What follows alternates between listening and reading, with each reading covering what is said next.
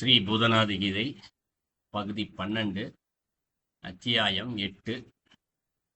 இறுதி அத்தியாயம், இறுதி பகுதி. இந்த அத்தியாயம் 8ல் வர்ண விபாக யோகம் பற்றி சொல்லப்படுது. ஒரு 11 ஸ்லோகங்கள் இருக்கு.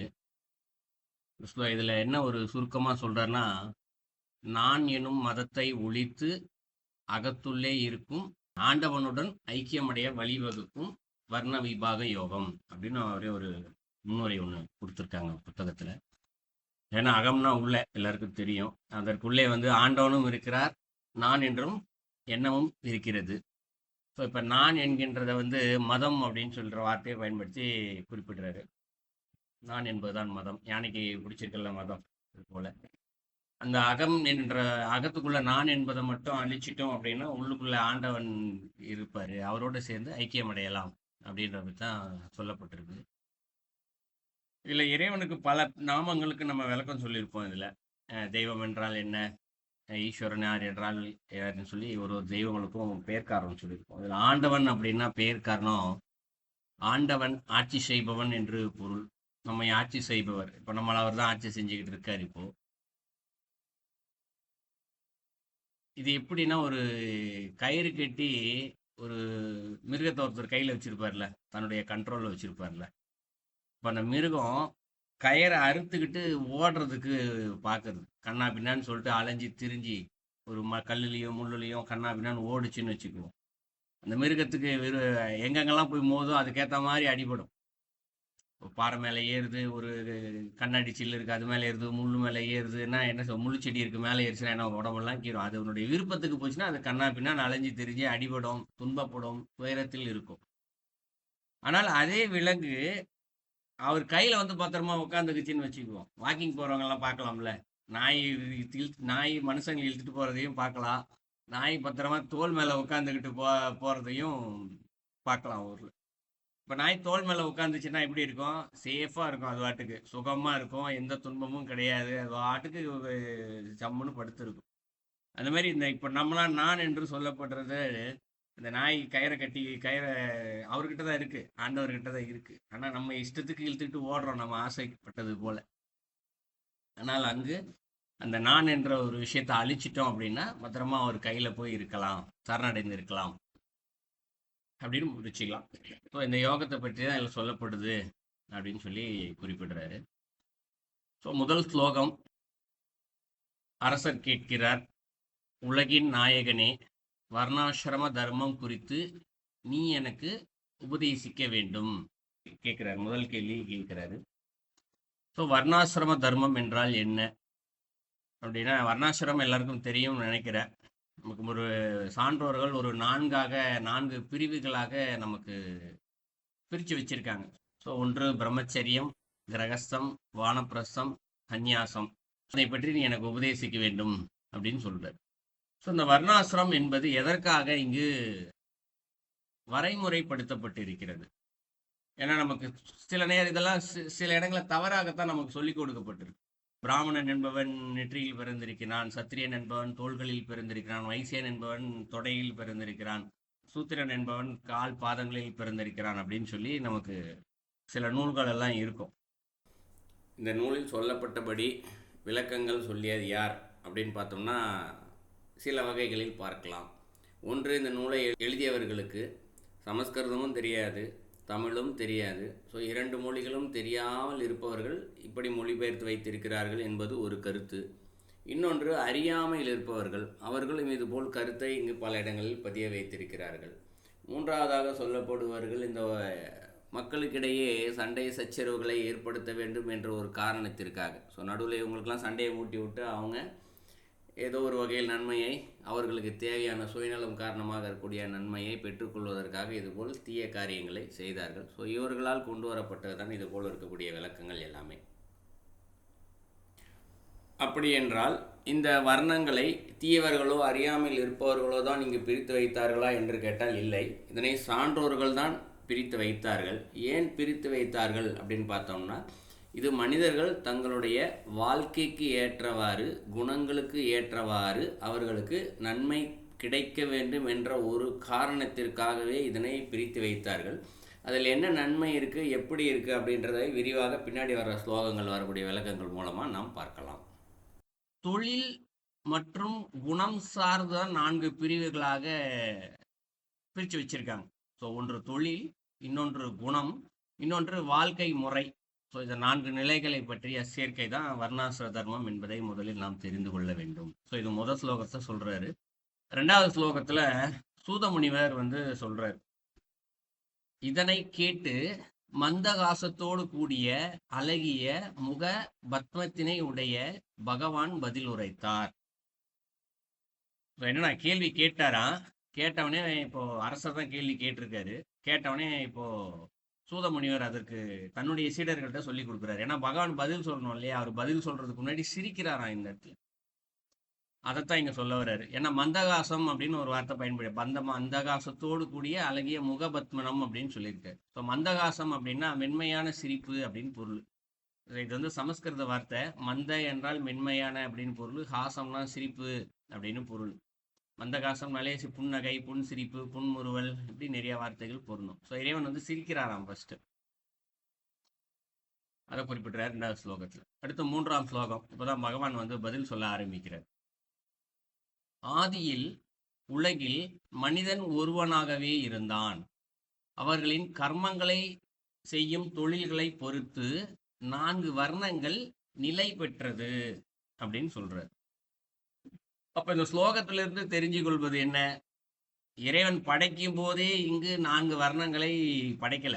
ஒருத்தனை போய் உலகத்தை படைக்கும் போதே இவன் மேலானவன் இவன் கீழானவன் என்ற எண்ணத்தோடு இறைவன் இங்கு படைக்கவில்லை. ஏன்னா நிலை பெற்றது அப்படின்னு ஒரு வார்த்தை தான் சொல்லியிருக்காரு. ஆதியில மனுஷன் ஒருவனாகவே இருந்தான் அப்படின்னா என்ன பொருள், ஆதியில் இறைவன் படைக்கும் போது இங்க மேல் கீழ் என்ற நிலை பாகுபாடு இல்லாமல் அனைத்தையும் ஒருவராகவே சரிசமமான நிலையில தான் இறைவன் இங்கு படைத்திருக்கிறார். இது முதல்ல இங்க புரிய வச்சுட்டார். அடுத்து அவர்களின் கர்மங்களை செய்யும் தொழில்களை பொறுத்து அப்படின்னு சொல்றார். இப்ப யார் யாருக்கு எதை போல ஆசைகள் இருக்கின்றதோ அந்த ஆசைகளுக்கு ஏற்றாற் போலத்தான் அவருடைய வாழ்க்கை அமையும்.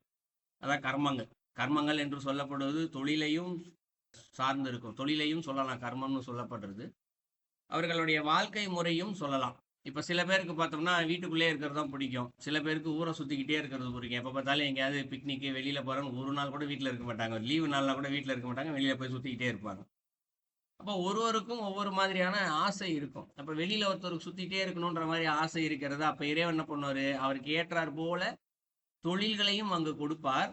அதற்கேற்றார் போல உடல் அமைப்பையும் இறைவன் அங்கு கொடுக்கிறார். ஒரு சிலருக்கு சுத்துறது பிடிக்காது, வீட்டில் உட்காந்துட்டு அமைதியா உட்காந்துட்டு இருக்கிறது பலருக்கு பிடிக்கும். அப்ப அவர்களுக்கு என்ன பண்றாரு, அதற்கேற்றார் போல உடல் அமைப்பு, அதற்கேற்றார் போல தொழில்கள், இதையதான் வரையறுத்து இறைவன் கொடுக்கிறார். அப்ப அதற்கேற்றார் போல் தான் இங்க கர்மங்கள் அமையுது, அதற்கேற்றார் போல் தான் தொழில்கள் இங்கு அமைகிறது. இந்த தொழில்களை பொறுத்து தான் 4 வர்ணங்கள் நிலை பெற்றது அப்படின்னா, அப்ப இருக்கக்கூடிய சான்றோர்கள் என்ன பண்ணியிருக்காங்க, இந்த 4 வர்ணங்களை அங்கு நிலை நிறுத்தினார்கள். நீ இதை சேர்ந்தவனாக இருப்பாய், நீ இதை சேர்ந்தவனாக இருப்பாய் அப்படின்னு 4 பிரிவை பிரிச்சுட்டாங்க. மொத்த மனிதர்களையுமே அவர்கள் செய்யும் தொழில், வாழ்க்கை முறையை. அது ஏன் பிரிச்சாங்க, எப்படி பிரிச்சாங்கன்றதெல்லாம் கூட பின்னாடி விளக்கமா பார்க்கலாம். இப்ப அடுத்து 4ஆம் ஸ்லோகம். அரசே, பிராமணன், சத்திரியன், வைசியர், சூத்திரர் என்ற 4 வர்ணங்களும் முறையே எனது முகம், கைகள், தொடைகள், பாதங்கள் ஆகியவற்றிலிருந்து அவரவர் செய்யும் தொழிலை அடிப்படையாக கொண்டு தோன்றின அப்படின்னு சொல்றாரு. நான் தான் படைத்தேன் என்று அவர் சொல்லவில்லை, இந்த இடத்துல தோன்றின அப்படின்னு சொல்றாரு. அப்ப இந்த ஸ்லோகத்துல ஆழமான பல கருத்துக்கள் இருக்கு இந்த ஒரே ஒரு ஸ்லோகத்துல. முதல்ல என்ன சொல்றாரு, பிராமணர், சத்திரியர், வைசியர், சூத்திரர் 4 வர்ணங்கள் சொல்றாரு. இந்த 4 வர்ணங்கள் என்றால் என்ன? இப்ப நமக்கு சொல்லி கொடுக்கப்பட்டபடி என்ன, பிறப்பால் இந்த 4மே இருக்கு. ஒரு பிராமணருக்கு பிறந்தவன் பிராமணன், வைசியனுக்கு பிறந்தவன் வைசியன், அப்படிதான் நமக்கு சொல்லி கொடுக்கப்பட்டிருக்கு.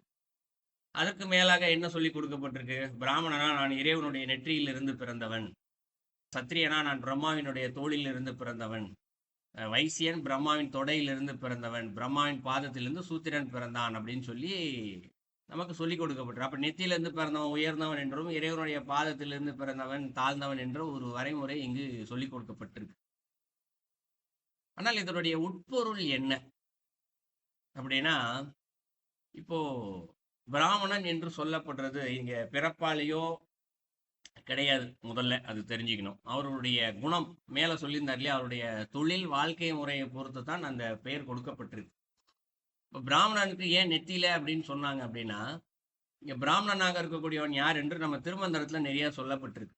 பிராமணர்கள் எப்படி இருக்கணும் அப்படின்னு சொல்லி என்ன சொன்னோம்? முதல்ல வேதம், நல்லொழுக்கம், நீதி இவற்றை முழுமையாக அவன் கடைபிடிக்க வேண்டும்.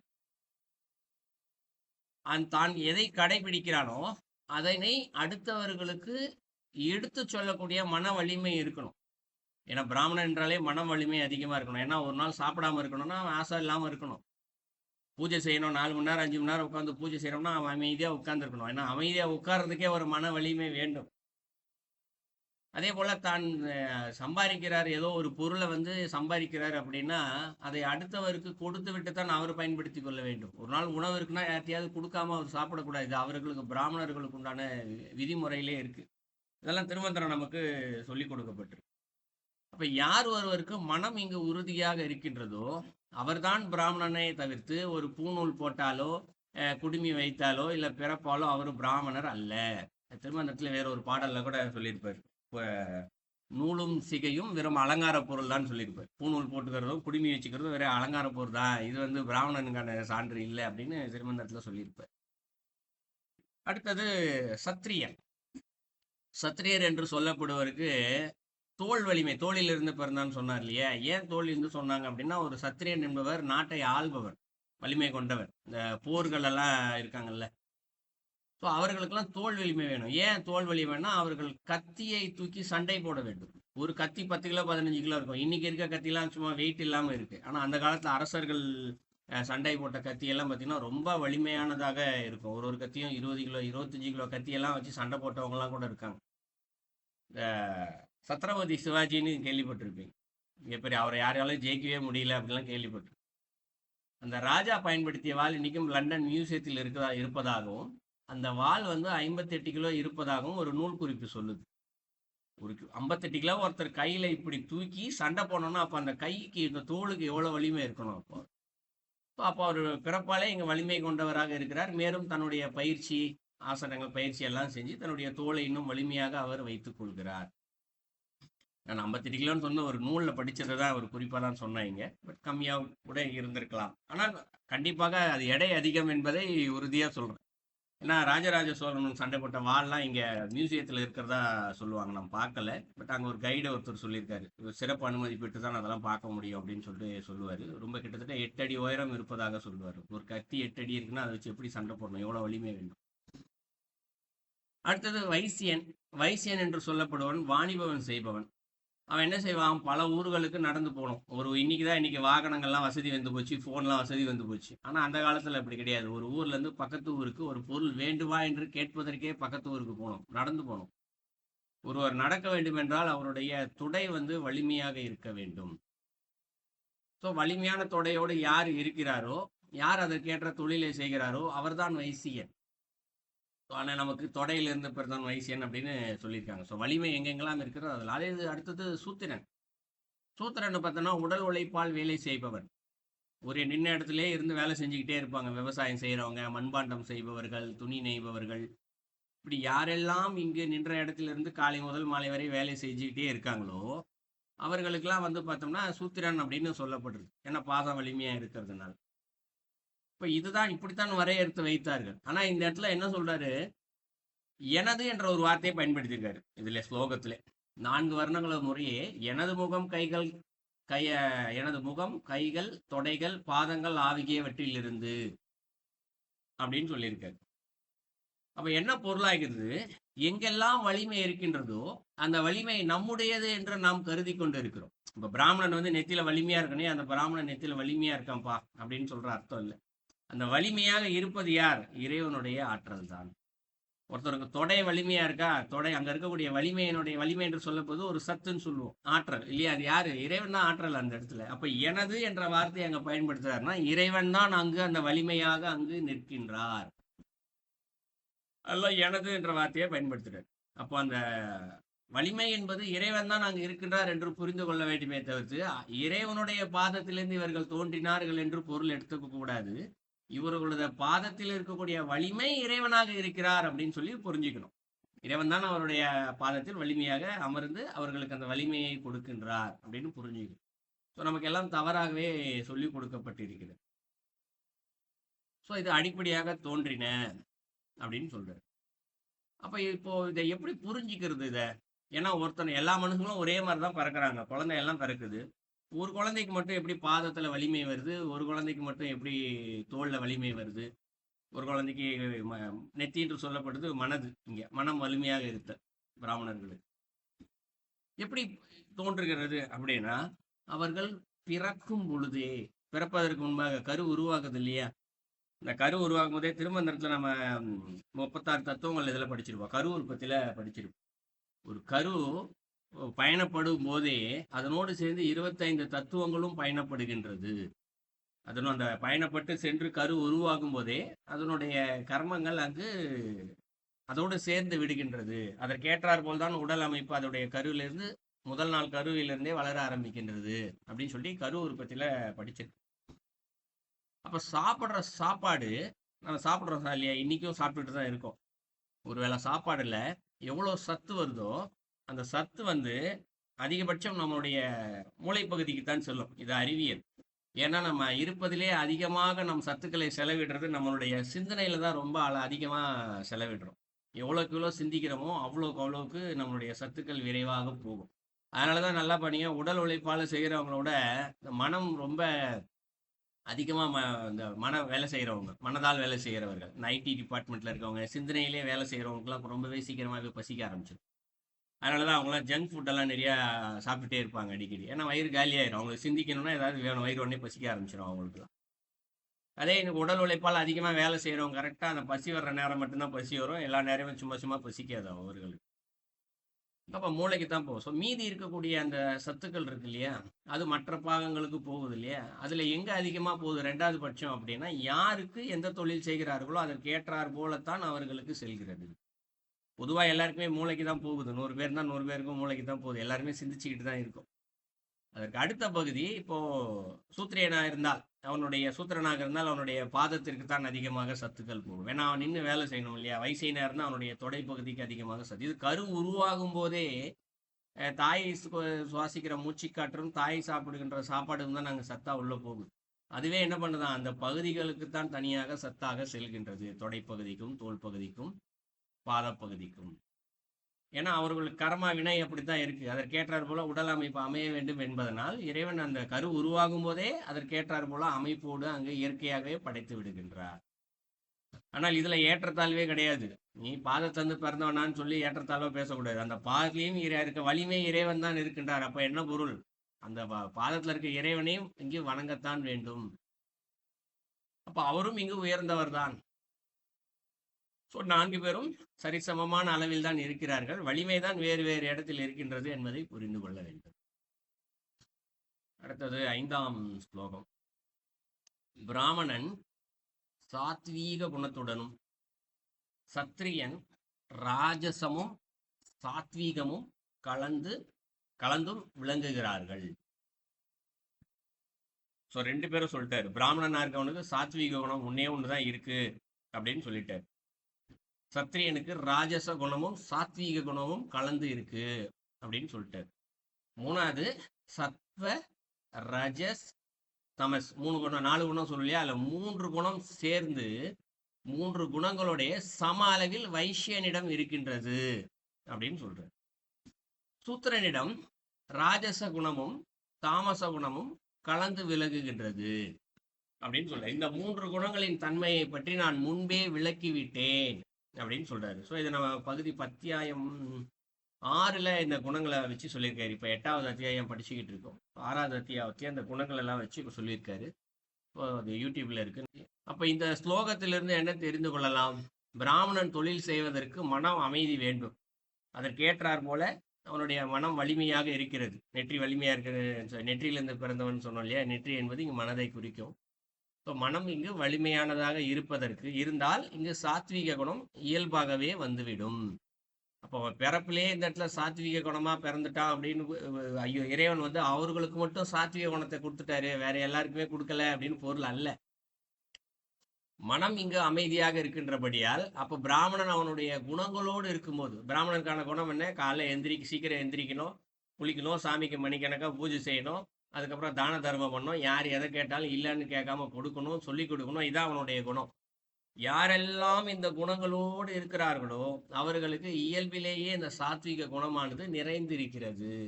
தானாவே சாத்விக குணம் வந்துடுது, தனியா இறைவன் கொடுக்கல, தானா வந்துடுது. அதனால அந்த இடத்துல சாத்விக குணம் இருக்கு அப்படின்னு சொல்றாரு. அடுத்து சத்திரியன்.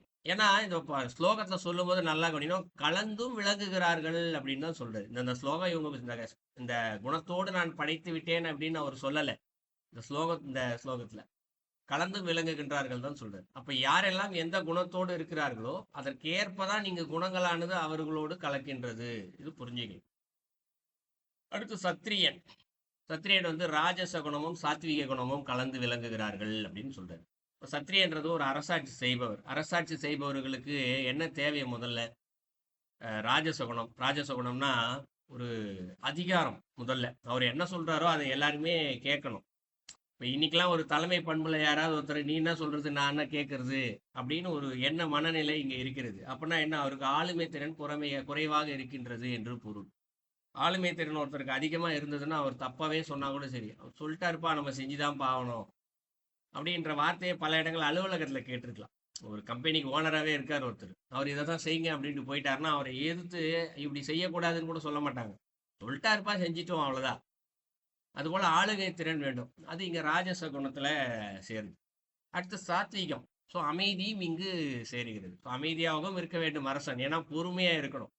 எப்பயுமே ஒரு அரசன் ஆட்சி செய்யக்கூடியவன் ஒரு மக்கள் வந்து குறைகளை சொன்னா அதை பொறுமையா கேட்கணும். நீ யார் என்கிட்ட சொல்றதுன்னு கேட்கக்கூடாது. ஸோ பொறுமையும் அங்கு இருக்க வேண்டும் என்பது ஒன்று. இரண்டாவது, எதிர்காலத்தை பற்றிய சிந்தனையும் அவருக்கு இருக்கணும். எதிர்நாட்டு மன்னன் போர் கொண்டு வருவானா, இல்லைன்னா இந்த ஒரு வருஷத்திற்கு தண்ணீர் பத்துமா, உணவு பத்துமா, இதெல்லாம் யோசிக்கணும். இதெல்லாம் ஸோ அதற்கு சாத்வீகம் தேவைப்படுகிறது, ராஜசகுணமும் இங்கு தேவைப்படுகிறது. சப்போஸ் இதெல்லாம் கம்மியா இருந்ததுன்னு வச்சுக்கோ, அதுக்கு என்ன செய்வது என்று செயல்முறையிலையும் அவன் இறங்கணும். அது போன்ற சிந்தனை வர வேண்டும். சரி, ரெண்டும் கலந்து இங்க சத்திரியன் விளங்குறாரு. அடுத்து 3 சொல்றாரு. சத்வ ரஜஸ் தமஸ் என்ற 3 குணங்களும் சம அளவில் வைசியனிடம் இருக்கின்றன அப்படின்னு சொல்றாரு. ஸோ வைசியனா இருக்கணும், தொழில் செய்யறவன். தொழில் செய்யறவனுக்கு கோபமே வரக்கூடாது. ஏன்னா தன்னிடம் வரக்கூடிய ஒருத்தர் பொருள் வாங்க வர்றாருன்னு வச்சுக்குவோம், வாடிக்கையாளர்னு சொல்லுவோம். அவர் மேலே இவர் கோவப்பட்டாருன்னா அவர் திருப்பி இவர்கிட்ட பொருள் வாங்க வருவாரா? வரமாட்டார். அதனால என்ன பண்ணணும்? வாடிக்கையாளரிடமே தவறு இருந்தாலும் இவர் தான் அமைதியாக இங்கு இருக்க வேண்டும். அதே நேரத்தில் தன்னுடைய பொருளை விற்பதற்கும் அவருக்கு ஆளுமை திறன் இருக்க வேண்டும். அது இந்த இடத்துல ரஜஸ் குணத்துல வந்துருது. அடுத்து தமஸ் குணம் ஒன்று சொல்லப்படுது. இந்த வாடிக்கையாளர்கள் இத விற்பவர் தொழில் செய்பவர் பல நேரங்கள்ல இந்த தொழில் தர்மம் அப்படின்னு சொல்லி சில ஏமாற்று வேலைகளையும் செய்வார்கள். ஒரு பொருள் நல்லா இருக்காது, ஆனா அவர் வித்துதான் ஆகணும். அதுக்காக என்ன சொல்வாரு? இது நல்லா இருக்குங்க, நல்ல பொருளுங்க, வாங்கிக்கோங்கன்னு சொல்லி விற்க வச்சிருவார். ஒரு 10 நாள்ல தான் ஒரு பொருள் கெட்டு போக ஆரம்பிக்குதுன்னா 9வது நாள் இருக்கணும். ஒரு நாள் தான் நல்லா இருக்கும். ஒரு நாள் விட்டாருன்னா அடுத்த நாள் கெட்டு போயிடும், அவருக்கு நஷ்டம். என்ன பண்ணுவாரு? இன்னும் ஒரு வாரம் நல்லா இருக்கும், நீங்க எடுத்துட்டு போங்கன்னு வித்து காசாக்கிறாரு. ஏமாத்துற வேலை தான் இதெல்லாம். இந்த இடத்துல அந்த தாமச குணத்துல சேர்ந்துரும். ஸோ இது வைசியனிடம் 3ம் இருக்கின்றன அப்படின்னு சொல்லிட்டார். அடுத்த சூத்திரன் ராஜச குணமும் தாமச குணமும் கலந்து விளங்குகின்றான் அப்படின்னு சொல்றார். இப்போ இந்த சூத்திரனாக இருக்கக்கூடியவன் யாரு? ஒரு விவசாயம் செய்யக்கூடியவன், துணி நெய்பவன், மண்பாண்டம் செய்பவன், இது போல தொழில்களை செய்யக்கூடியவன். இவனுக்கு இங்கு ஆளுகை திறனும் இருக்க வேண்டும். என்ன ஆளுகை திறனா? மனிதர்களை ஆளுகை சொல்றது இல்லை. அவர் இப்போ ஒரு விவசாயம் செய்கிறாருன்னு வச்சுக்குவோம் இல்லைங்களா? அந்த விவசாயம் செய்யும் போது பல முடிவுகளை இவர் தான் எடுக்க வேண்டியிருக்கும். இப்போ என்ன மாதிரியான மழை நேரமா, வெயில் நேரமா, என்ன விதமான பயிர்களை செய்தால் இந்த இடத்துல விவசாயம் சரியா வளரும், இது சீசனுக்கு ஏற்ற மாதிரி கொண்டு போய் விற்க முடியுமா அப்படின்ற ஒரு யோசனை, சிந்தனை, இதெல்லாம் அரசர் நாட்டுக்கு யோசிச்சாரு பாருங்க. அது போல இவன் சிந்திக்கணும். வைங்க, மண் தன்மை நன்றாக இருக்கிறதா, தண்ணி நல்லா இருக்கா, இதுல பயிர் போட்டா வருமா, எல்லாம் யோசிக்கணும். பயிர் செய்த பிறகு இதை விற்க முடியுமா? விற்றா நல்ல பணம் கிடைக்குமா? இவ்வளோ சிந்தனைகள் இருக்க வேண்டும் இதெல்லாம். இதெல்லாம் இந்த இடத்துல ராஜச குணத்துல வந்துடும். அடுத்து தாமச குணம்.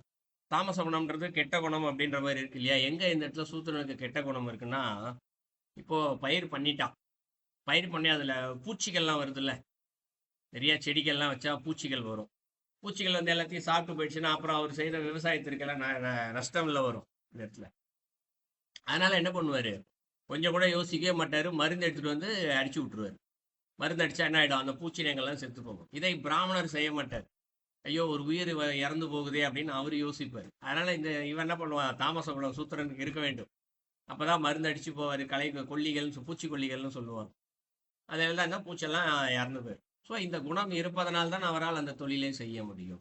ஸோ அதெல்லாம் சூத்திரனாக இருக்கக்கூடியவனுக்கு இந்த சாத்விக குணம் தேவையில்லை. இவர் வாட்டுக்கு அமைதியாக உட்காந்துட்டே இருந்தாருன்னா யார் விவசாயம் பார்க்கறது? வேலை செஞ்சுட்டே இருக்கும் காலிலேருந்து சாயங்காலம் வரைக்கும். அதெல்லாம் அமைதி இந்த இடத்துல தேவையில்லை அவர்.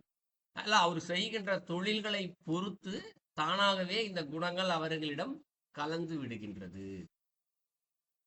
ஸோ இதுதான் இந்த 5வது ஸ்லோகத்தில் சொல்றார். அடுத்து 6வது ஸ்லோகம். வாழ்வியல் நிலைகளான ஆசிரமங்கள் 4 அப்படின்னு சொல்றார். அவை பிரம்மச்சரியம், கிரகஸ்தம், வானப்பிரஸ்தம், சந்நியாசம் ஆகியவை. இந்த 4ல் கிரகச்சாரமே உத்தமமானது அப்படின்னு சொல்றாரு. இப்ப 4 குணம் எல்லாரும் கேள்விப்பட்டிருப்பீங்க. முதல்ல பிரம்மச்சரியம். ஒரு பிறந்தாங்க, ஒரு பையன் ஒரு ஆண் பிறந்தான் அப்படின்னா 16 வயசு வரைக்கும் பிரம்மச்சாரி தான். பெண்ணாக இருந்தாலும் ஒரு குறிப்பிட்ட வயது, 14 வயதோ 15 வயதோ, அது திருமணம் நடக்கும் வரை இது பிரம்மச்சரியம் தான். இதையே இன்னும் நுட்பமா இன்னும் பார்க்கலாம். அந்த காலத்துல வந்து பார்த்தோம்னா பெண்களுக்கு 12 வயதும் ஆண்களுக்கு 16 வயதும் தான் வச்சிருந்தாங்க. ஏன்னா அந்த வயதிற்கு மேலே தான் அவர்களுடைய உடம்பு வந்து திருமணத்திற்கு ஒத்துழைக்கிறது, திருமணம் செய்வதற்கேற்ற பக்குவம் அடைகின்றது. அதெல்லாம் அதை திருமண வயதாக வைத்திருந்தாங்க. ஸோ அந்த வயது வரைக்கும் இருக்கக்கூடிய காலம் பிரம்மச்சரிய காலம். ஏன்னா அந்த காலத்துல திருமணம் என்ற ஒன்று இல்லை. அவர்கள் இறைவனை பற்றிய சிந்தனையிலும் தாய் சொல்லை கேட்டும் அவர்கள் வாழ்ந்து கொண்டிருப்பார்கள். அதற்கு பின்புதான் 2வது ஆசிரமம்னு சொல்லுவாங்க, கிரகஸ்தம் அப்படிங்கிற. கிரகஸ்தான் திருமணம் செஞ்சு வச்சிருவாங்க. ஸோ அவர்களுக்கு என்று ஒரு குடும்பம் அமைந்துவிடும். அந்த வாழ்க்கை முறைக்கு அவர்கள் செல்கிறார்கள், கிரகஸ்தம். ஸோ கிரகஸ்தம் முடிஞ்சிடுச்சு. முடிந்தவுடன் 3வதாக வானப்பிரஸ்தம் அப்படின்னு சொல்றாங்க. இந்த வானப்பிரஸ்தம்ன்ற வார்த்தை பலருக்கு புதிதாகவும் இருக்கலாம், சிலருக்கு என்னவென்றும் தெரியாமலும் இருக்கலாம். இந்த வானப்பிரஸ்தம் என்று சொல்லப்படுறது என்னன்னா, தங்களுடைய வாழ்க்கையில் ஒரு குறிப்பிட்டதை வாழ்ந்து முடித்த பின்பாக, இதை புரிஞ்சுக்கணும்னா அரசர்கள்லாம் என்ன பண்ணுவாங்க, குறிப்பிட்ட வயது வந்ததும் அவர்களுக்கு அரசாட்சி செய்ய முடியாது. ஏன்னா உடம்புல வலிமை இல்லைன்னா எதிர்த்து போர் செய்ய முடியாது. அதனால என்ன பண்ணுவாங்க, குறிப்பிட்ட வயது வந்தவனே தனக்கு உடம்புக்கு முடியல, மனசால சிந்திக்க முடியல அப்படின்னு நினைச்சாலே உடனே என்ன பண்ணுவாங்க, தங்களுடைய பதவியை துறந்து தங்களுடைய வாரிசுகள்கிட்ட தங்களுடைய பதவியை கொடுத்து விட்டு காட்டுக்குள்ள போயிடுவாங்க. காட்டுக்குள்ள போய் என்ன பண்ணுவாங்க, ஒரு சின்ன குடியில் அமைச்சுக்கிட்டு தியானம் ஜபம் இப்படி குடும்பத்தோடய போயிடுவாங்க. ஜனகர்லாம் அப்படித்தான். நீங்க ராமாயணத்தை படிச்சிருக்கும் போது தெரியும், ஜனகருக்கு காதுக்கு பக்கத்துல ஒரே ஒரு வெள்ளை முடி வந்துச்சான். வெள்ளை முடியை பார்த்தனே, ஓ நமக்கு வயசாகி போச்சு, அப்ப ராமருக்கு பட்டம் சுட்டிட்டு நம்மலாம் வானப்பிரசவம் போகணும்னு சொல்லிட்டு முடிவு செய்து அதற்கு பின்பு தான் இந்த பட்டாபிஷேகத்துக்கான ஏற்பாடு செய்வார். அதுக்கப்புறம் தான் ராமாயணத்துடைய அடுத்த கதைகள்லாம் போகும். அதே போல மகாபாரதத்துல எடுத்துக்கிட்டீங்கன்னாலும் நமக்கு கௌரவர்களும் பாண்டவர்களும் சண்டை போட்டாங்க அப்படின்ற வரைக்கும் தான் தெரியும். அதற்கு பின்பு என்ன நடந்தது, ஏன்னா கௌரவர்கள் பக்கம் எல்லாருமே இறந்துட்டாங்க, 100 பேருமே இறந்துட்டாங்க. அப்போ அவருடைய தாய் தந்தை திருதராஷ்டிரன், காந்தாரி, உறவினர்கள்லாம் இருந்தாங்க இல்லையா, அவங்களாம் என்ன ஆனாங்கன்றது வரலாறுல பல இடங்கள்ல சொல்லப்படலை. ஆனால் இருக்கிறது அதற்கு. இவங்க என்ன பண்ணுவாங்க, காட்டுக்குள்ள போயிடுவாங்க. காட்டுக்குள்ள போய் ஒரு குடில் அமைத்து உட்கார்ந்து தியானம் ஜபம் என்று தங்களுடைய வாழ்க்கை முறையை அப்படியே அவர்கள் வாழ்ந்து கொண்டு சென்றார்கள். பட் அதில் மகாபாரதத்தில் குறிப்பு இருக்கு, அவங்க அப்படி வாழும்போது அந்த காடே வந்து பற்றி எரியும் போது அவர்களும் சேர்ந்து எரிந்து போனார்கள் அப்படின்னு சொல்லி அந்த வரலாறு இருக்கு, மகாபாரதத்தில் கதையில வரும். ஸோ வானப்பிரஸ்தம் சொல்லப்படுறது குடும்பத்தோடு பந்தம் பாசம்லாம் இருக்கும். என் மனைவி, என் கணவர் அப்படின்னு சொல்லி, என்னுடைய தந்தை, என்னுடைய உடன் பிறந்தவன், சகோதரின்னு சொல்லி ஆண் பெண் எல்லாரும் சேர்ந்தே தான் போவாங்க. இது 3வது வானப்பிரஸ்தம் சொல்லப்படுறது. 4வது சந்நியாசம். சந்நியாசம்னு சொல்லப்படுறது, இப்போ இவங்க காட்டுக்குள்ள போய் தியானம் ஜபம்னு செஞ்சு வாழ்ந்துக்கிட்டு வராங்க இல்லையா, அப்போ ஒரு குறிப்பிட்ட நேரத்துல பற்றற்ற நிலைக்கு அவர்கள் சென்று விடுவார்கள். ஸோ அதான் சந்நியாசம்னு சொல்றது.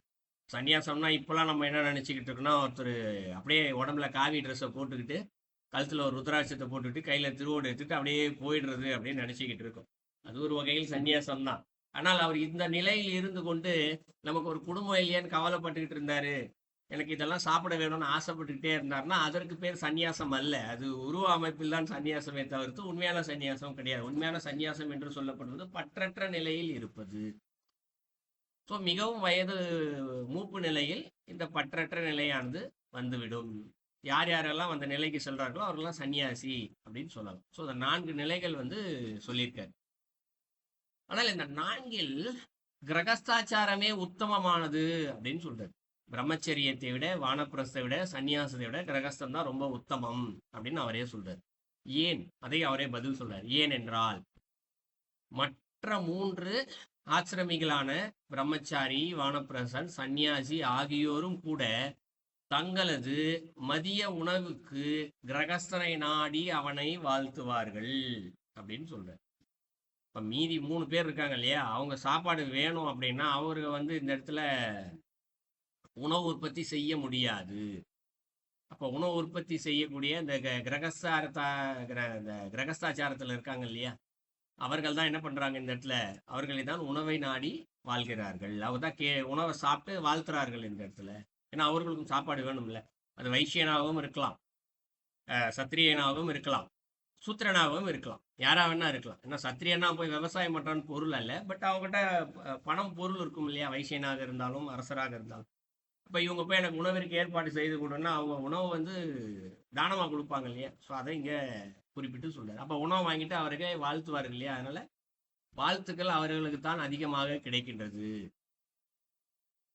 அடுத்து என்ன சொல்றாரு, அது மட்டுமல்லாமல் உலகின் பல உயிரினங்களின் வாழ்வுக்கு கிரகஸ்தனை ஆதாரமாக விளங்குகின்றான். எனவே கிரகச்சாரமே தலை சிறந்த ஒன்றாகும் அப்படின்னு சொல்றாரு. அப்போ இந்த குடும்பத்துக்குள்ள இருந்து வாழ்றவங்க தான் பலவிதமான உயிர்களுக்கு வாழ்வாதாரமாக இருக்கிறார்கள் அப்படின்னு சொல்றாரு. இதை எப்படி புரிஞ்சுக்கலாம்? இப்போ இந்த கிரகஸ்தன் தான் இந்த இடத்துல சூத்திரனாகவும் இருப்பான். ஸோ விவசாயமும் அவனே பண்ணிடுறான். அடுத்து வைசியனா இருந்தா என்ன பண்ணுவான், எங்கேயோ போறான், சாப்பாடு கிடைக்குது, சாப்பிட்டு மிச்சம் மீதி கொஞ்சம் இருந்தா என்ன பண்றான், அங்கேயே கீழே வச்சுட்டு வருவான். இல்லை யாருக்காவது கொஞ்சம் அந்த தானம் பண்ணுவான். இல்லையா அங்கே சாப்பாடு மீனா ஒரு விலங்கா ஒரு நாய்க்காவது சாப்பாடு வைப்பான், இல்லை ஒரு காக்கா குருவிக்காவது கொஞ்சோடு வச்சுட்டு வருவான். இவன் வைக்கணுன்ற எண்ணத்தோடு வைப்பவர்களும் இருக்கிறார்கள். இல்லை நான் சாப்பிட்டுட்டேன், எனக்கு வயிறு ஃபுல்லாயிடுச்சு, இது மிச்சமாகி போச்சு, இதை கொண்டு போக முடியாது, கெட்டு போயிடும்னு சொல்லி வைப்பவர்களும் இருக்கிறார்கள். அப்ப ஏதோ ஒரு வகையில இன்னொரு ஜீவன் வாழ்வதற்கு காரணமாக இவர்கள் இருக்கிறார்கள். ஸோ அதனால இதுவே தலை சிறந்த ஒன்றாகும் அப்படின்னு சொல்றார். அடுத்தது 7ஆம் ஸ்லோகம். பகவான் சொல்கிறார், சாக்ஷாத் நிர்மலமான பிரம்மத்துடன் லயம் அடைவதற்கு நீ எதற்காக எதையெல்லாமோ சிந்தித்துக் கொண்டிருக்கின்றாய். எல்லா சாஸ்திரங்களையும் முழுக்க கற்று தெளிய வேண்டும் என்று முற்பட்டால் குழப்பம் மட்டுமே மிஞ்சும். அதனால்தான் உனக்கு எல்லா தத்துவங்களின் சாரத்தையும் உபதேசித்தேன் அப்படின்னு சொல்றாரு. இப்போ முதல்ல என்ன சொல்றாரு, சாட்சாத் நிர்மலமான பிரம்மத்துடன் அப்படின்னு சொல்றாரு. ஸோ இந்த தூய்மையின் உருவமாக இருக்கக்கூடிய பிரம்மத்தோடு லயம் அடைய வேண்டும்னு அரசர் முடிவு பண்ணிட்டார். அப்ப அதுக்கெல்லாம் என்ன பண்றாரு, என்ன செஞ்சா அதை போய் அடையலாம்னு சிந்திச்சுக்கிட்டே இருக்காராம். இப்போ இந்த சிந்தனைக்கு என்ன பொருளாகிறது, இதை கூட நம்ம இன்னைக்கு வாழ்க்கை முறையில் பார்க்கலாம். ஒருத்தர் திடீர்னு நான் தியானம் செய்ய போகிறேன், எப்படியாவது இறைவன் அடைஞ்சிடும்னு யோசிப்பார், கொஞ்ச நாள் செய்வார். அப்புறம் என்ன பண்ணுவார், இல்லை நான் கொஞ்ச நாள் பிராணாயாமம் செய்ய போகிறேன்னுவார். அப்புறம் நான் கொஞ்சம் கொஞ்சமாக கோயிலுக்குள்ளே போக போகிறேன் அப்படின்னுவார். மனித மனம் மாறிக்கொண்டே இருக்குது இல்லையா. திடீர்னு நான் சித்தர் கோயிலுக்காக போகிறேன்னுவார், திடீர்னு நான் சிவனை மட்டும்தான் வழிபட போகிறேன்னுவார், திடீர்னு அம்பாளை மட்டும் வழிபட போகிறேன்னுவார். ஸோ மனமானது மாறிக்கொண்டே இருக்கும், எதையுமே முழுமையாக கடைபிடிக்க மாட்டார்கள். அதுபோல அரசர் மனசுக்குள்ள எப்படி இருக்கான், இறைவனை சென்று எப்படியாக இரண்டரை கலக்கணும்னு நினைச்சிட்டாரு. ஆனா என்ன செஞ்சா கலக்கலாம்னு சொல்லிதான் இவ்வளவு கேள்வி கேட்டுக்கிட்டே இருக்காரு. அதனால நீ எதுக்கு எல்லாத்தையும் நீ சிந்திக்கிற அப்படின்னு சொல்லிட்டு என்ன சொல்றாரு, எல்லா சாஸ்திரங்களையுமே முழுசா கற்று தெளிய வேண்டும் என்று முற்பட்டால் குழப்பம் மட்டுமே மிஞ்சும்னு சொல்லிட்டாரு. எல்லாத்தையும் தெரிஞ்சுக்கணும்னு நினைச்சின்னா உனக்கு குழப்பம் தான்ப்பா வரும். அதெல்லாம் எல்லாத்தையும் தெரிஞ்சுக்கணும்னு நீ நினைக்காத. ஆனா என்ன செய்ற, நீ தெரிஞ்சுக்கணும்னு விரும்பினதுனால நான் அதனுடைய தத்துவங்களுடைய சாரத்தை மட்டும்தான் சொன்னேன், எல்லா தத்துவத்தையும் நான் உனக்கு சொல்லல அப்படின்னு சொல்றேன். ஏன் அப்படி சொல்றாரு அப்படின்னா, இன்னைக்கே நம்ம பார்க்கலாம். நம்மளே நான் எல்லாத்தையும் கத்துக்கணும்னு நினைச்சோம்னு வச்சுக்குவோம். இப்ப நம்ம எனக்கு 4 மார்க்கம் சொல்லப்பட்டிருக்கு. பக்தி மார்க்கம், கர்ம யோகம், யோக மார்க்கம், ஞான மார்க்கம் சொல்லப்பட்டிருக்கு. இந்த 4 மார்க்கத்துக்குள்ளேயே எவ்வளோ 4த்தையும் மொத்தமா கத்துக்கிட்டோம்னு வச்சுக்குவோம். ஒண்ணுக்கு ஒண்ணும் நேரெதிரான கருத்துக்கள் அதிகமாக உண்டு. ஞான மார்க்கத்துல என்ன சொல்லுவாங்க? இறைவனை பற்றியுமே சிந்தி, வேற எதன் மீதும் பற்று வைக்காதே அப்படின்னு சொல்லுது. இப்ப கர்ம யோகத்தை உபதேசிக்கும் போது, நீ உன்னுடைய கடமையை செய், உனக்கான வேலைகள் எல்லாம் செய் அப்படின்னு சொல்லும்போது, எப்ப அதுல பற்று இல்லாம வேலை செய்யின்னு சொன்னாங்களே, அப்ப குடும்பத்து மேல பற்று இல்லாம எப்படி கடமையை செய்ய முடியும் இங்க? அது கொஞ்சம் கடினமானதாக இருக்கின்றது இல்லையா? அப்போ கொஞ்சம் முன்னுக்கு பின் முரணா இருக்கும் ஒன்று. அதே போல பக்தி மார்க்கத்திற்கும் யோக மார்க்கத்திற்கு பார்த்தாலும் முன்னுக்கு பின் முரணா இருக்கும். யோக மார்க்கத்தில் என்ன பண்ண சொல்லுவாங்க, உருவ வழிபாடெல்லாம் வேணாம், நீ தியானம் பண்ணு, உனக்குள்ள இறைவன் இருக்காரு, உனக்குள்ள இருக்க இறைவனை பாரு அப்படின்னு சொல்லி கொடுப்பாங்க. இதே பக்தி மார்க்கத்துல வெளியில இருக்க இறைவன் இருப்பாரு, இறைவன் எல்லாத்தையுமே இறைவனா பாரு, ஸோ வெளியில இருக்க இறைவனை பாருன்னு சொல்லி, ஒன்று உள்ள இறைவனை பாருன்னு சொல்லுவாங்க, இன்னொன்று வெளியில இறைவனை பாருன்னு சொல்லுவாங்க. திருமந்தத்துல நிறைய படிச்சிருக்கும். இதெல்லாம் முன்னுக்கு பின்னா முரணா இருக்கும்போது அப்ப எதை கடைபிடிப்பாரு, அவர் மனசு எதை நம்புன்னு தெரியாது, ரெண்டுத்தையும் சேர்ந்து குழப்பம் தான் வரும் இங்க. அதனால என்ன சொல்றாரு, உனக்கு அதோடைய சாரத்தை மட்டும் சொல்றேன். சாரம்னா என்ன? எதுனாலும் உள்ள பார்த்தாலும் இறைவன் தான், வெளியில பார்த்தாலும் இறைவன் தான். இதை மட்டும் நீ தெரிஞ்சுக்க போதும். அப்ப ரெண்டுமே இறைவன் தான் அப்படின்றத மட்டும் நான் உனக்கு சொல்லித்தரேன் அப்படின்னு சொல்றேன். இது 7ஆம் ஸ்லோகம். அடுத்து 8ஆம் ஸ்லோகம். நற்செயல்களை எண்ணாத மனதில் மமதை என்ற எண்ணத்தை அழிக்க முயற்சிக்கவில்லை என்றால், அதனால் சாட்சாத்காரமான நிர்மலமான பரபிரம்மத்தை உணர முடியாது. அப்படிப்பட்ட மனது பாலைவனத்து நிலமாகவே பால்பட்டு கிடக்கும் அப்படின்னு சொல்றாரு. அப்ப நற்செயல்களை எண்ணாத மனதில் அப்படின்னு சொல்ற. அப்ப நம்மளுடைய மனம் இருக்கு, இந்த மனதில் என்ன பண்ணணும்? எப்பயுமே நற்செயல்களை சிந்திச்சுக்கிட்டே இருக்கணுமா. நற்செயல்களை சிந்திக்கல அப்படின்னா என்ன நடக்குமா? உள்ள மமதை என்ற எண்ணம் உள்ளிருந்து உருவாக ஆரம்பிக்கின்றது. இல்லை ஏற்கனவே உள்ள இருக்கின்றது அப்படி வச்சுக்கலாம். நான் என்ற எண்ணம் இருக்குல்ல, மமதைனா என்ன? செருக்கு என்ற பொருள். தானே பெரியவன், நான் சொல்றத கேளு அப்படின்ற பொருள். வீட்டிலே பார்க்கலாம்ல, குழந்தைங்க இருக்க வீட்டிலே கூட பார்க்கலாம். குழந்தை நான் சொல்றத அம்மா கேட்கலாம், உடனே அழுவ ஆரம்பிச்சிடும். நான் சொல்றத கேளு அப்படின்னு சொல்லி. குழந்தைங்களுக்கே அந்த எண்ணம் இயல்பாகவே இருக்கத்தான் செய்கிறது. அப்ப அது போகணும்னா என்ன செய்யணும்? நல்ல எண்ணங்களை மட்டுமே சிந்தித்து கொண்டே இருக்க, நல்ல செயல்களை மட்டுமே சிந்தித்து கொண்டே இருக்க வேண்டும். இப்ப நல்ல செயலை சிந்திச்சுக்கிட்டே இருந்தோம்னா என்ன நடக்குமா? அந்த மனதில் இருக்கக்கூடிய மமதை என்ற எண்ணமானது இங்கு அழிந்து விடுகின்றது. இப்போ மனசுல இருக்கக்கூடிய இது அழிஞ்சிருச்சு அப்படின்னா அந்த நிர்மலமான பரபிரம்மத்தை உணரலாம். இல்லை என்றில் உணர முடியாது அப்படின்னு சொல்றாரு. அப்ப நல்ல எண்ணம் வரலைன்னா என்ன நடக்கும்னு சொல்றாரு. அப்படிப்பட்ட மனது பாலைவனத்து நிலமாகவே பால்பட்டு கிடக்கும் அப்படின்னு சொல்றாரு. பார்க்கறதுக்கு மனசு இருக்கும், ஆனா எதற்கும் உபயோகம் இல்லாமல் இருக்கும். உபயோகம் இல்லாத மனசுன்னா என்ன பொருள்? தான தர்மம் செய்யாது, நல்லதை சிந்திக்காது, இறைவனை சிந்திக்காது, பூஜை செய்யாது. அப்ப தன்னுடைய கடமைகளையும் சரியாக செய்யாது. இதனாலே அதற்கு பல பிறவிகளானது இங்கு வரலாம். இது 8வது ஸ்லோகத்துல சொல்றேன். அடுத்து 9வது ஸ்லோகம். தாவரங்கள் முளைக்காத நிலம், முட்கள், புற்கள், காட்டு செடிகளால் பால்பட்டு போய்விடுகிறது. அதுபோல நற்செயல்களை இல்லாத மனிதனின் மனது அஞ்ஞானத்துக்கே இடமாகி காமம், குரோதம் முதலான குணங்களால் கெட்டு தீய வழியில் சென்று பிரம்ம ஞானத்தை அடையவே முடியாது போகும் நிலை உண்டாகும் என்று உணர்வாய். இது சத்தியம் அப்படின்னு சொல்றார். இப்ப தாவரங்கள் முளைக்காத நிலம் அப்படின்னா இது பாலைவனம் தான். பாலைவனத்திலே பார்த்தீங்கன்னா 1-2 செடிகள்லாம் முளைச்சிருக்கும். முட்கள், புற்கள், எதற்கும் உபயோகம் இல்லாத காட்டு செடிகள் தான் நிறையா முளைச்சிருக்கும். பாலைவனம்னு இல்லை, சராசரியாக ஒரு விவசாய நிலத்திலே பார்த்தோம்னா பயிர் எதையுமே செய்யாமல் விட்டுட்டோம்னு வச்சுக்கோ, ஒரு வருஷத்தில் போய் பார்த்தா புதர் மண்டி தான் போய் கிடக்கும். அங்கே சுத்தம் செய்யாமல் தேவையில்லாத செடிகள் தான் முளைஞ்சி கிடக்கும். ஸோ அதுபோல எந்த மனிதன் நல்ல சிந்தனைகளை சிந்திக்கவில்லையோ அவனது மனமானது என்ன ஆயிடுதான்? அஞ்ஞானத்திற்கு இடமாகி விடுகின்றது. எப்படி இங்க தேவையில்லாத புற்களும் முட்களும் முளைக்குதோ அதுபோல அந்த அஞ்ஞானத்துக்கு இடமாக என்னதான்? காமமும் குரோதமும் உள்ளே தானாக தோன்ற ஆரம்பிக்கின்றது. அதனால் அந்த மனம் என்ன ஆயிடுதான்? கெட்டு போய் விடுகின்றது, தீய வழியில் செல்ல ஆரம்பித்து விடுகின்றது. ஸோ இப்படி போயிடுச்சுன்னா என்ன? அதுக்கப்புறம் பிரம்ம ஞானத்தை அடையவே முடியாது. இதை நீ தெரிந்து கொள்வாய். இது சத்தியம் அப்படின்னு சொல்றாரு. கண்டிப்பா இது நடந்தே தீரும் அப்படின்னு சொல்றாரு. அடுத்தது 10வது ஸ்லோகம். சிறந்தோனே, நான் அனைத்தும் சிறந்த சர்வாங்ஞன் அப்படின்னா எல்லாமே எனக்கு தெரியும், எனக்கு தெரியாத ஒன்றும் இல்லவே இல்லை அப்படின்னு சொல்றாரு. அடுத்து சர்வ சராசரங்களிலும் நிறைந்திருக்கும் சர்வமும் நானே, நானே சர்வத்திற்கும் சாட்சி அப்படின்னு சொல்றாரு. ஸோ இந்த உலகத்தில் இருக்க என்னென்னலாம் நிறைஞ்சிருக்கோ எல்லாமே நான் தான். இங்கே வெற்றிடமா இருக்கிறதும் நான் தான், காத்தா இருக்கிறதும் நான் தான், நீரா இருக்கிறதும் நான் தான், நிலமா இருக்கிறதும் நான் தான், மனிதரா இருக்கிறதும் நான் தான், எல்லாமே நான் தான். அதற்கு நானே சாட்சி அப்படின்னு சொல்றாரு இந்த 10வது ஸ்லோகத்துல. அப்ப என்ன பொருள்? ஒரு இடத்துல இப்ப நம்ம கிட்ட ஏதாவது ஒரு பொருள் இருக்குன்னு யார்ட்டையாவது சொல்லுவோம்னு வச்சுக்குவோம், புரிஞ்சுக்கிறதுக்காக சொல்றேன். உன்கிட்ட இருக்கா இல்லையா நீ காமி, அப்பதான் நான் நம்புவேன் அப்படின்னு சொல்லுவேன்.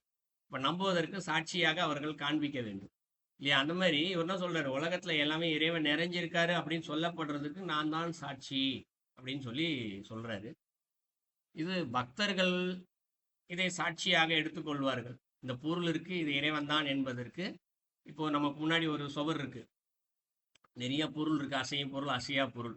இது எல்லாத்தையும் ஆரம்பத்துல முதல் ஸ்லோகத்துல இருந்து நம்ம பார்த்துக்கிட்டே வந்தோம்னா, மொத்தத்தையும் படிச்சு புரிஞ்சிட்டு இருந்தோம்னா நமக்கு ஒரு விஷயம் தெரிஞ்சிருக்கும். இங்க இருக்க எல்லா பொருளுமே இறைவன் தான். இப்ப இறைவன் இங்க இருக்கின்றான் என்பதற்கு சாட்சி யாரு? ஐயப்பன் பூதநாதகீதை புத்தகத்துல சொல்லிட்டாரு. புத்தகத்தை படிச்சாச்சு, இதெல்லாம் நானா தான் இருக்கேன் அப்படின்னு சொல்லிட்டாரு. அப்போ அவரை நம்புகின்றவர்கள், ஆமாம் இது ஐயப்பன் சொல்லிட்டாரு, அப்ப இது இந்த பொருள் தான் நம்பும். அந்த மனம் நம்பும். இப்போ வந்து அம்மா வந்து தன்னுடைய குழந்தைக்கு தப்பா எதையாவது சொல்லி கொடுத்துட்டா கூட சரி, இல்ல ஆசிரியர் மாணவனுக்கு தப்பா சொல்லி கொடுத்தா கூட சரி, அதுதான் மனசுல பதியும். எங்க ஆசிரியர் சொல்லி கொடுத்துட்டாரு, இதுதான் சரி, எங்க அம்மா சொன்னா இதுதான் சரி என்று தவறான சிந்தனைகள் கூட மனசுல ஆழமா பதியும் இல்லையா? அதுபோல யார் ஒருவர் இறைவனை முழுமையாக நம்புகின்றார்களோ அப்ப அவர் சொல்றதை இங்க முழுசா நம்பும் இல்லையா? அப்ப இந்த பொருட்களை எல்லாம் நாம் இது இறைவன் தான் என்பதை முழுமையாக இந்த மனமானது நம்பும். அப்ப ஐயப்பன் தானே இதெல்லாம் அப்படின்னு சொன்னா, சிவம் தானே எல்லாமே இதெல்லாம் நம்ம சொல்லி கொடுத்துருக்காங்க, அப்ப ஐயப்பன் வேற சொல்றீங்களே, இது எப்படி புரிஞ்சுக்கிறதுன்னு யாருக்காவது கேள்வி எழலாம். முதல் வகுப்பிலேயே பார்த்துட்டோம், நம்ம எதை பரபிரம்மம் என்று சொல்லி கொண்டிருக்கோமோ அதை வந்து நம்ம முழுசா பார்க்க முடியாது. ஒரு பெரிய பஸ் ஒன்று இருக்குன்னா அந்த பஸ்ஸுடைய மினி வெர்ஷன் சின்னதா செஞ்சு ஒரு பொம்மை மாதிரி காமிச்சிருப்பாங்க, இப்படித்தான் இருக்கும் அதோட மாடல் செய்யறதுக்கு முன்னாடின்னு சொல்லுவாங்க இல்லையா? அது போல மொத்த இறைவன்ற பரபிரமல் அசையா சக்தி, அவரை மனிதன் புரிந்து கொள்வதற்காக ஒரு ரூபமா இங்க காமிக்கணும் அப்படின்னா ஐயப்பனை காமிக்கலாம். அதை ஃபுல்லா படிக்கும் போது என்ன தெரியும்னா, இறைவன் மொத்த உருவத்துடைய சிறு வருஷம் தான் அவரு. அதை நான் புரிஞ்சுக்கிறதுக்காக அந்த வார்த்தையை பயன்படுத்துறேன்.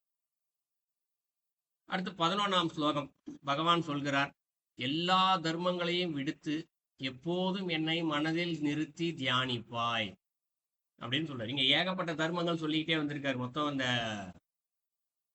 சொல்லப்பட்ட 8 அத்தியாயத்திலும் ஏகப்பட்ட தர்மங்கள் இருக்கு. இப்ப இது சிறந்ததா இது சிறந்ததா எதை கடைபிடிக்கலாம் என்று மனிதர்களுக்கு ஒரு குழப்பம் வரும்.